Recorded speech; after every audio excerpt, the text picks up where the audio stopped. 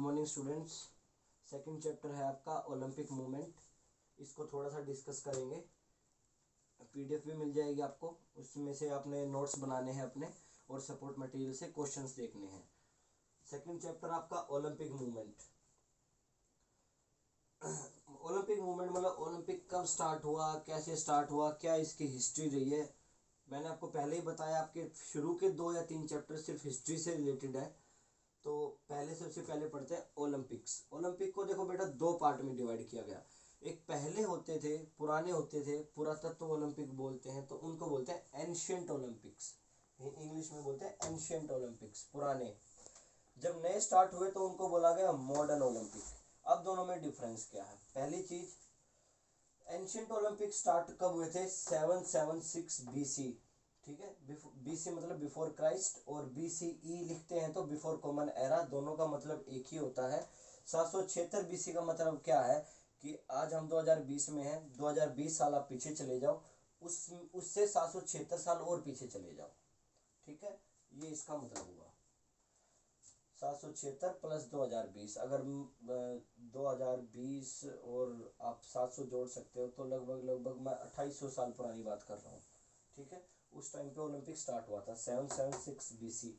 ये एक्चुअली उस टाइम पे ओलंपिक नहीं था। आज भी जैसे गांव में देखते हैं तो मेले लगते हैं, किसी भगवान के उपलक्ष्य में, किसी भगवान का जन्माष्टमी है तो कृष्ण जी के जन्मदिन पे मेले लगते हैं, हनुमान जयंती है तो हनुमान जी के उसमें मेले लगते हैं। तो वहाँ पे भी एक भगवान थे जिनका नाम था जीउस, ZEUS, गॉड जीउस।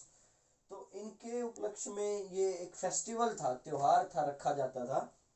क्योंकि ये त्योहार कहाँ पे ऑर्गेनाइज किया जाता था? एक घाटी में किया जाता था, वैली मैंने लिखा हुआ है, और उस वैली का नाम था ओलंपिया। इस ओलंपिया नाम के पीछे ही ये नाम बना है ओलंपिक। फिर ये आपकी बुक में नहीं है, फिर भी मैं आपको बता देता हूँ। ये गेम कंटिन्यू रहे, कुछ दिन चले, कुछ सालों तक चले। उसके बाद रोमन्स ने ग्रीस के ऊपर अटैक कर दिया, तो रोम का एक किंग था, उन्होंने इस ओलंपिक को बंद करवा दिया। ठीक है, फिर काफी सालों बाद एक बंदे ने बहुत प्रयास किया, डी कुबर्टिन। कुबर्टिन इनका नाम है। ठीक है, बोल सकते हैं कि मॉडर्न ओलंपिक का जन्मदाता कौन है? D Coubertin. ये फ्रांस के थे। इनके प्रयासों से 1896 में दोबारा ओलंपिक स्टार्ट किए गए।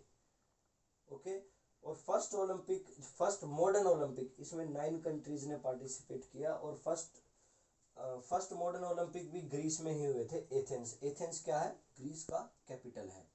ये आपको पता ही होगा, ओलंपिक जो है हर 4 साल के बाद होता है। और ओलंपिक जब भी होगा तो एक चीज देखना आप, एक तो कभी भी जिस भी कंट्री में हो रहा है उस कंट्री के नाम के साथ ओलंपिक नहीं जुड़ता है। जैसे मॉस्को ओलंपिक। ठीक है, अब मॉस्को कोई कंट्री नहीं है, मॉस्को एक शहर का नाम है। कंट्री एक्चुअली वो रूस है, रशिया है। ठीक है, तो जब भी ओलंपिक होगा तो वो हमेशा जिस सिटी में हो रहा है उस नाम के साथ। अभी 2020 में ओलंपिक होने थे, Tokyo Olympic. Tokyo actually it is the capital of Japan. तो जापान ओलंपिक कभी नहीं बोलेंगे, टोक्यो ओलंपिक बोलेंगे। Olympic always named after the city, not after the country.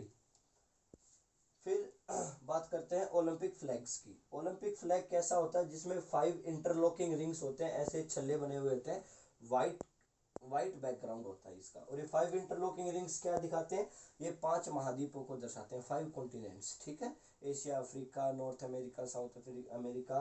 ठीक है, अच्छा, इनमें अलग अलग कलर्स होते हैं। अब आप मुझे बताएंगे, ठीक है, बाद में कमेंट करके या कैसे भी, कि पांचों जो कलर का सीक्वेंस है वो क्या है। क्या वो blue, green, yellow, red, black ऐसे है, या ग्रीन, ब्लैक, येलो, रेड ऐसे है? जैसे भी है आप वो मुझे सीक्वेंस बताएंगे, राइट टू लेफ्ट। ओके, और कौन सा कलर किस कॉन्टिनेंट को दर्शाता है ये भी आप मुझे बताएंगे बुक से देख के। नहीं पता लगता है गूगल कीजिए, फिर भी पता नहीं लगता है तो कमेंट कीजिए, फिर मैं आपको बताऊंगा। फिर देखते हैं ऑब्जेक्टिव। इसके उद्देश्य क्या? भाई ओलंपिक करा क्यों रहे हैं, क्या पर्पस क्या है?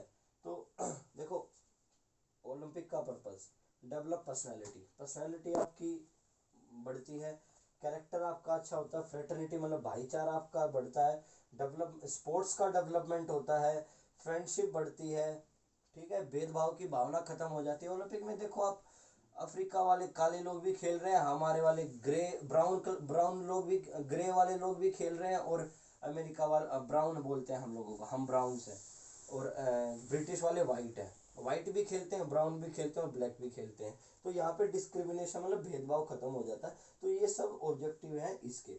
इसके बाद मैंने एक वर्ड लिखा हुआ है, देखिए, सीटीएस, ओल्टीएस एंड फोर्टीएस। अब ये तीनों वर्ड 3 क्वेश्चंस हैं। अब इनमें से एक क्वेश्चन कभी भी पूछ लेगा, सीटीएस का मतलब क्या है, ओल्टीएस का मतलब क्या है, फोर्टीएस का मतलब क्या है। सीटीएस, ओल्टीएस, फोर्टीएस ये है क्या, ये ओलंपिक मोटो है, ठीक है। अब सीटीएस, ओलंपिक मोटो क्या होता है, सबसे ऊंचा, सबसे तेज और सबसे स्ट्रॉन्ग, ठीक है, फास्टर, स्ट्रॉन्गर एंड हायर। अब इनमें से हायर कौन सा है, फास्टर कौन सा और स्ट्रॉन्गर कौन सा है, बुक में देखो और बताओ।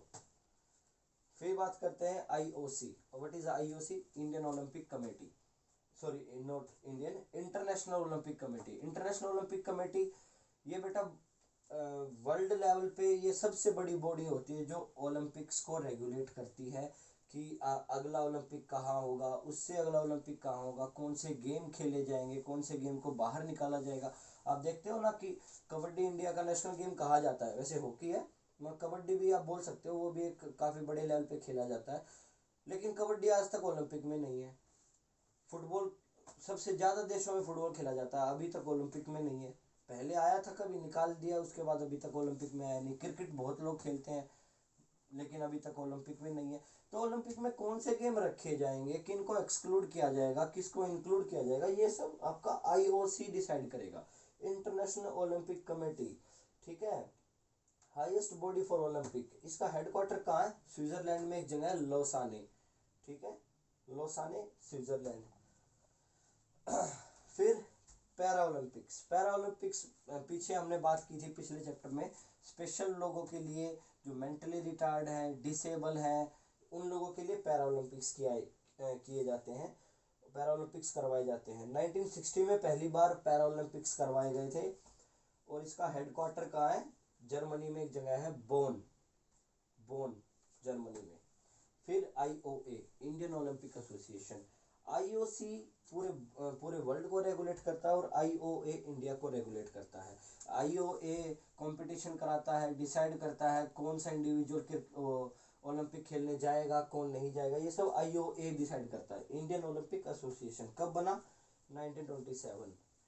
First president D Tata, Dorabji Tata, जो टाटा आजकल गाड़ियाँ चलती हैं, ठीक है, इन्हीं की कंपनी। अब तो ये मर गए हैं, मतलब एक्सपायर हो गए हैं, इनके पोते वगैरह चला रहे हैं। फिर कुछ अवार्ड्स हैं, 4 अवार्ड मैंने लिखे हुए हैं, ये देखने बहुत ज़रूरी है, इनमें से जो क्वेश्चन ज़रूर आएगा। द्रोणाचार्य अवार्ड कब बना या किसको दिया जाता है, या 4 ऑप्शन दे देगा कि इनमें से द्रोणाचार्य अवार्ड में क्या नहीं दिया जाता है, ठीक है। अर्जुन अवार्ड, राजीव गांधी खेल रत्न और चाचा नेहरू अवार्ड। एक चीज़ याद रखो, अर्जुन अवार्ड 1961 लिखा हुआ है, इसकी स्नैपशॉट भी आप ले सकते हैं। अर्जुन अवार्ड 1961, द्रोणाचार्य अवार्ड 1985 और राजीव गांधी खेल रत्न अवार्ड 1991-92। स्पोर्ट्स में सबसे बड़ा अवार्ड राजीव गांधी खेल रत्न अवार्ड। इंडिविजुअल किसी एक बंदे के लिए, मतलब किसने पिछले 3 सालों में सबसे अच्छा परफॉर्मेंस दिया, उसके लिए सबसे हाईएस्ट अर्जुन अवार्ड, ठीक है, हर साल के लिए राजीव गांधी खेल रत्न। और अर्जुन अवार्ड 1961 ये खिलाड़ी को दिया जाता है, Arjun award. Dronacharya award coach को दिया जाता है, ठीक है। राजीव गांधी खेल रत्न अवार्ड खिलाड़ियों को दिया जाता है। राजीव गांधी खेल रत्न अवार्ड एक से ज़्यादा इंडिविजुअल को भी मिल जाता है, ऐसा नहीं है कि एक को ही मिलेगा। राजीव गांधी खेल रत्न अवार्ड 20-30 लोगों को और मिल जाता है, हर गेम से एक दो बंदों को मिलता है। चाचा नेहरू अवार्ड ये 9 to 12th क्लास के स्टूडेंट्स के लिए होता है, ये एक स्कॉलरशिप प्रोग्राम है जो सीबीएसई में जो बच्चे पढ़ते हैं उनके लिए है ये, ठीक है। 2 चैप्टर आपके क्लियर हैं, इसके नोट्स आप लिख लेना, और कोई डाउट हो तो आप मुझे क्या बोलते हैं ग्रुप में बता सकते हैं, कोई डाउट है तो वो क्लियर हो जाएगा। इसके अलावा डाउट क्लियरिंग सेशन हम वीक में एक बार रख सकते हैं, आप मुझे ग्रुप में इन्फॉर्म करके बता दीजिए कि किस दिन और किस ऐप पर आप सब लोग अवेलेबल हो, उसी ऐप को मैं भी डाउनलोड कर लेता हूँ, और कोई डाउट अगर है तो उसको हम उस ऐप के थ्रू डिस्कस कर सकते हैं। ठीक है, all the best, thank you.